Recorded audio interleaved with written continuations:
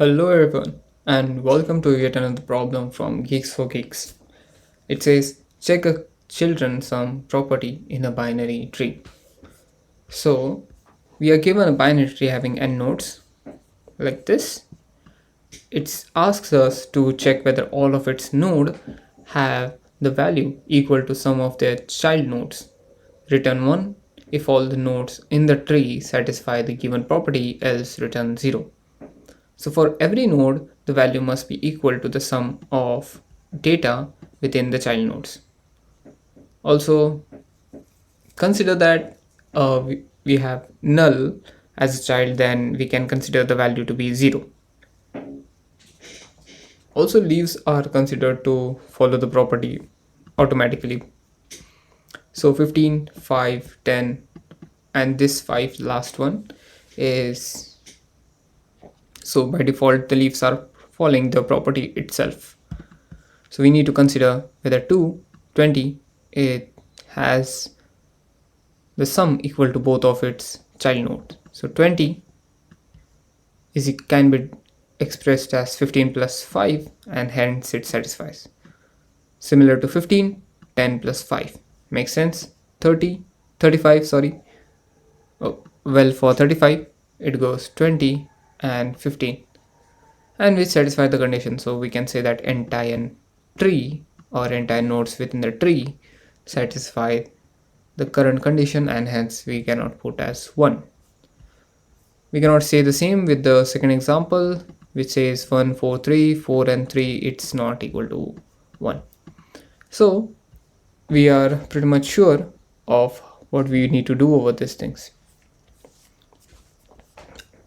So we can solve this out by considering each nodes, and within each node we can check the left and right pointers or left and right nodes considering null as well, and post that we can go ahead and check whether this satisfies the given condition or not.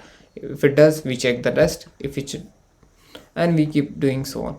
But if not, from that point itself we go ahead and return false and we do not go further in the iteration or the tree traversal. So without any further ado, let's get started. So I'll go ahead and first say if root equals to null, and we say return true in this case because we assume that by default null satisfy the condition, or else is leaf root. So we are already provided that also leaves are considered to follow the property. So either it is null or it is a leaf, it follows the property, so we return true. But wait a second, we are supposed to return an int, which is not a very good practice when we have a boolean data type. So instead we can go ahead and create a new method known as check, and we'll pass root over here. When check is true, we'll return 1. When check is false, we'll return 0. Now our sole problem boils down to filling out the check functionality. So I'll go ahead and say boolean check, and within check I'll accept node root, the condition which we have mentioned earlier. Let's do it over here, and when we are sure, if the control comes over here, we are sure that root is not null and neither root is leaf. So we can check that we have a left value and we also have a right value. So what left and right value are? So we can say that left value is root.left, but only and only if root.def is not equal to null, but if it is equal to null we say it's 0. Root.left.val, if not null, same goes with the right. If root.right is equal to null, we go ahead and, so if root.right is equal to null, we go ahead and accept 0, else we go and say it's root.right.value. I assume that we do not have value, but we have data.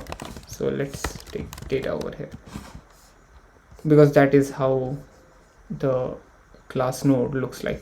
We have a data right? So once we have left value, right value, our sole option becomes to check whether root dot value, the current value, or root dot data is equal to left value plus right value.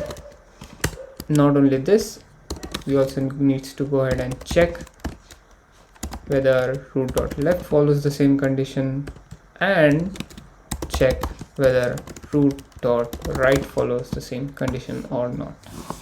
Post that, we can go ahead and we can say that we have traversed the entire tree, and we are sure that whether it contains whether it follows the given condition or not. So let's compile it for checking any compiler errors. Yeah, there is one.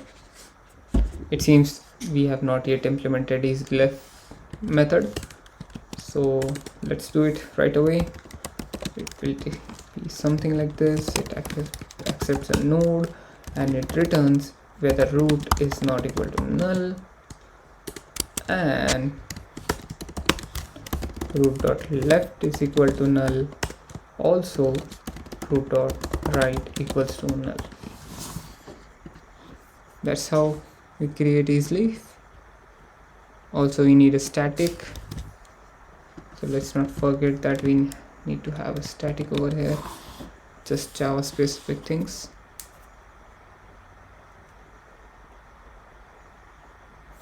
And we see that the sample inputs are passed. Let's check for rest of the test cases as well.